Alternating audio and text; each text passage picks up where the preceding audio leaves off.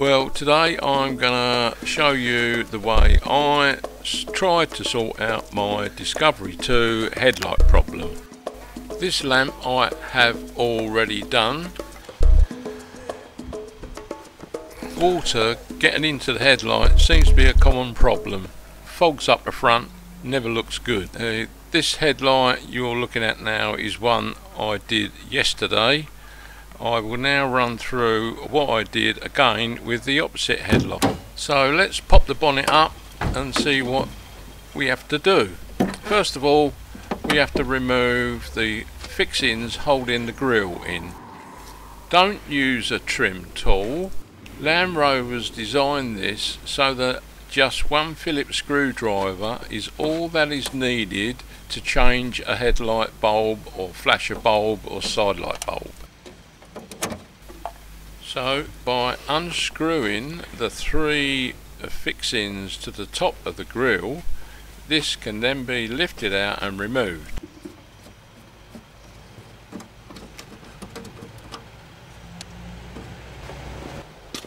Check to see that you still have the two rubber grommets fitted to the spigots at the bottom of the grille and you haven't pulled them off and left them inside the car's bodywork.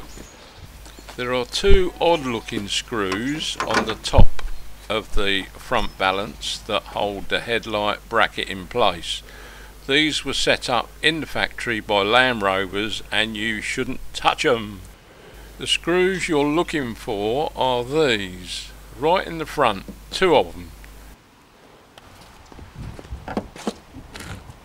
So using your Phillips screwdriver, undo these two screws and remove them.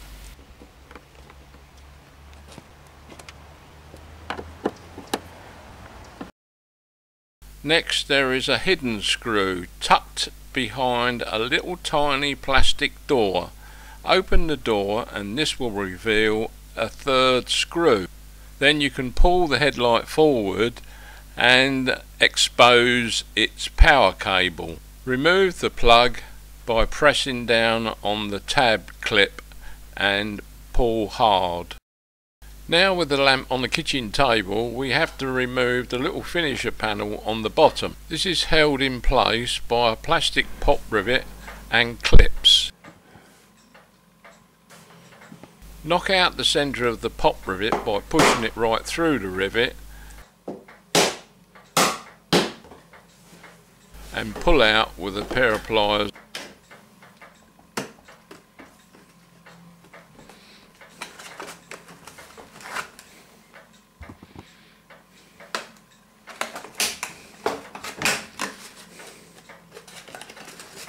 And remove this small panel. On no account turn either of these two hexagon screws. They are the headlight adjustment screws.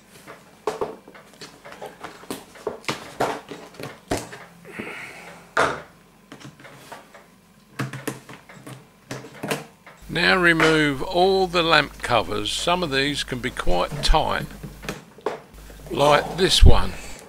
Bloody hell. Then remove all the bulbs.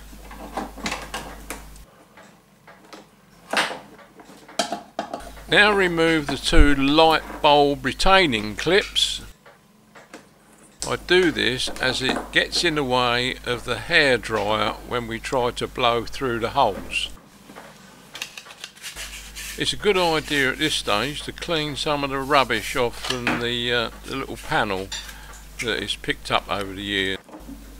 And also along the bottom of the headlight you get dirt and mould growing. You can see here how a screwdriver engages in the teeth of the cog, turning the screw in or out. This focuses either up or down and the other screw does left and right. Here you see the two holes where the adjustment screws are. And by switching on the lights you can then turn the screws quite a few turns one way or the other and get them to line up properly. But before all that we need to get rid of this water. It's really thick on the front of this lens. I've set this hairdryer on its highest setting and it's blowing air into the bottom hole, and you can feel it coming out the other apertures in the back of the lamp.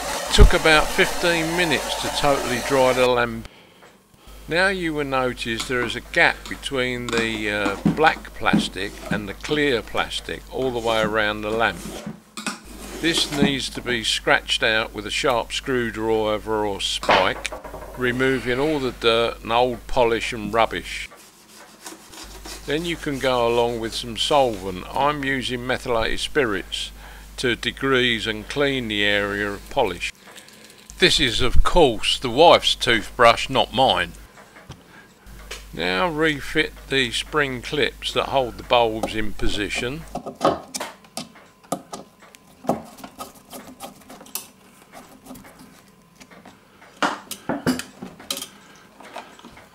And refit the bulbs. Next is the blanking caps. There is a rubber O-ring fits on these, and they do get a bit cruddy and do lock in place. I did have trouble, if you might have noticed, on one of the lamps trying to unscrew it.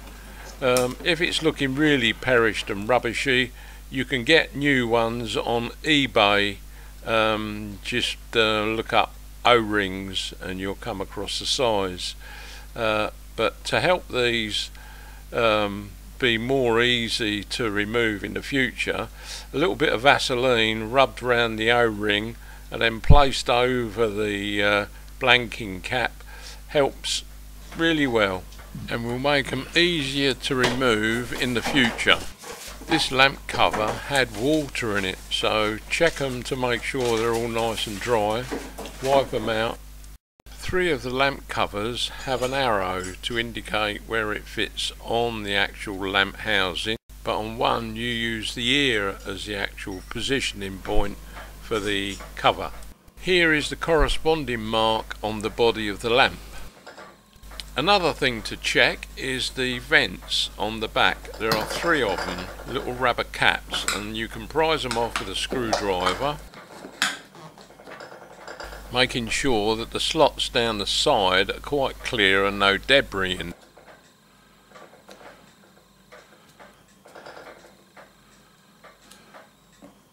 Once checked out, you can then push them back in place.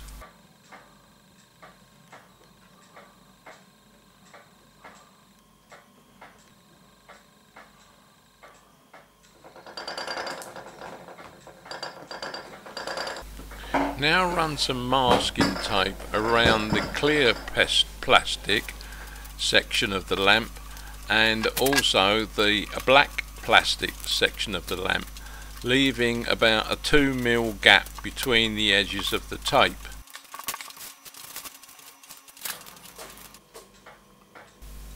I only masked up accurately on the very top of the lamp and the left hand side. The actual bottom part where the little painted panel goes, you don't really have to worry about it being that neat, as the panel will cover any of the adhesive that's looking untidy. So this is clear silicone sealer. I rather like the silicone idea because the plastic with the hot sun and the cold weather keeps expanding and moving about, and the silicone's more likely to move with it, hopefully not bringing us back to more leaks. Make sure you catch it well around these clip buckles. Very difficult to make sure it's all properly sealed, but there's 2 of those, so yeah, make sure they get really plastered.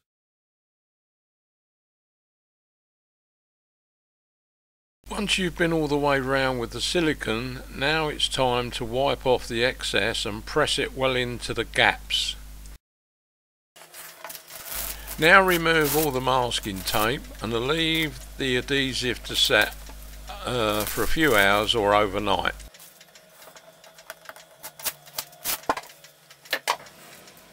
There are many ways to remove the dead plastic from the lens. You can use Brasso or T-cut or what I'm going to use is metal polish, which is auto solve. There are headlight cleaning kits you can buy as well, but whatever you use, give it a good polish.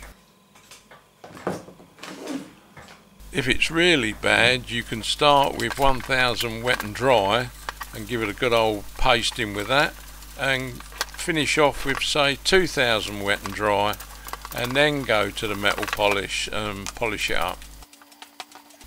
Once you have a satisfactory finish, then use a good quality car polish on it, and yeah, give it a good old polish. It's looking really shiny, almost like it did when the car was new. While you're polishing, it's a good idea to polish up your little trim panel, so that's all nice and shiny and ready to go on. This just clips into place.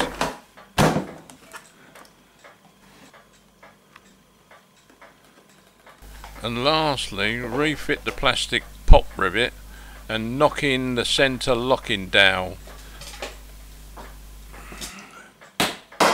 Job done.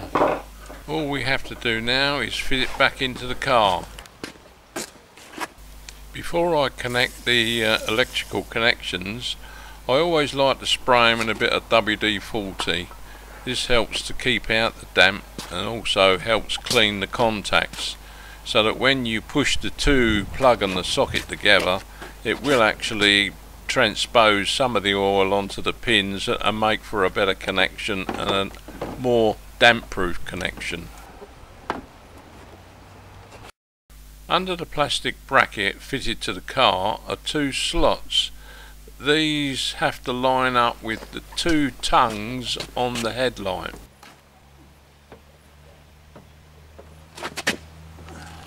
And don't forget the metal peg that sticks out the back of the headlight, bottom left hand corner, that locates with a rubber grommet in the front wing.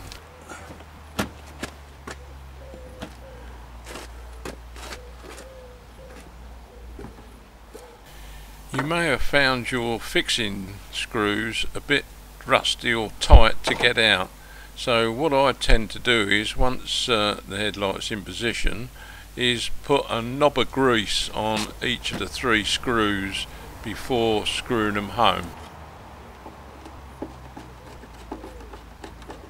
Two screws in the top that screw into the headlight threads are brass ferrules, so they shouldn't really rust, but it's a brass ferrule and a steel screw, so there could be a problem. The main one is the one down the bottom right hand side behind the little door. That does rust in and can be a problem to remove in the future.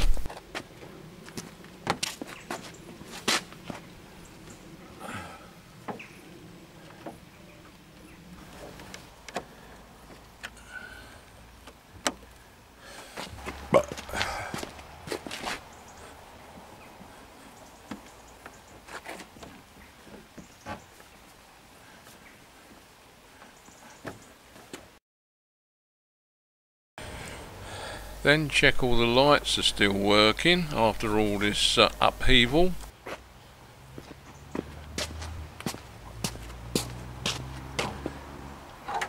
Replace the grille, making sure the two pegs on the bottom of the grille locate into the holes in the bodywork. Push the grille up.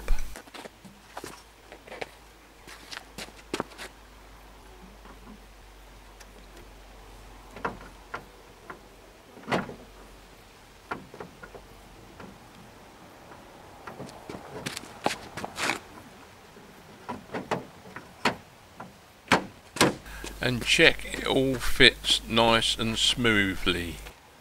Lastly, replace the three locking plastic bungs and knock in the centre locking dowel so that it all fits nice and tight.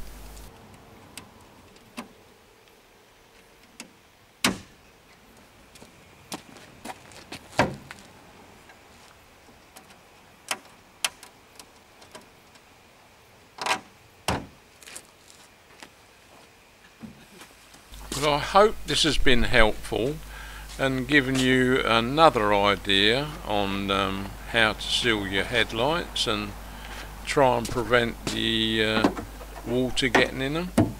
So thanks for watching. Bye.